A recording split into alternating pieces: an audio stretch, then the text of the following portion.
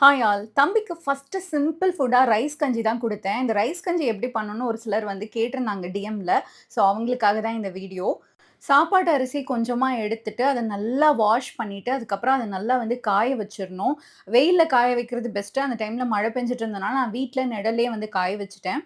அரிசி நல்லா காஞ்ச பிறகு, அத வந்து நீங்க நல்லா ட்ரை ரோஸ்ட் பண்ணிக்கோங்க. ரொம்ப செவக்க வறுத்துற வேண்டாம். அது நல்லா வறுபட்ட பிறகு, அதுக்கப்புறம் அத அப்படியே ஒரு பிளெண்டர்ல வந்து ட்ரான்ஸ்ஃபர் பண்ணிட்டு, நல்லா வந்து பவுடர் பதத்துக்கு அரைச்சு எடுத்துக்கோங்க. லைட்டா கட்டி கட்டியா இருந்துச்சு அப்படின்னா, ஒரு சல்லட வச்சு அத அப்படியே நீங்க சலிச்சு எடுத்துக்கோங்க. அவ்வளோதான் ரைஸ் கஞ்சி பவுடர் ரெடி ஆயிடுச்சு. இது வீட்ல இருக்கிற ஏர்டைட் கண்டெய்னர்ல போட்டு வச்சுக்கோங்க.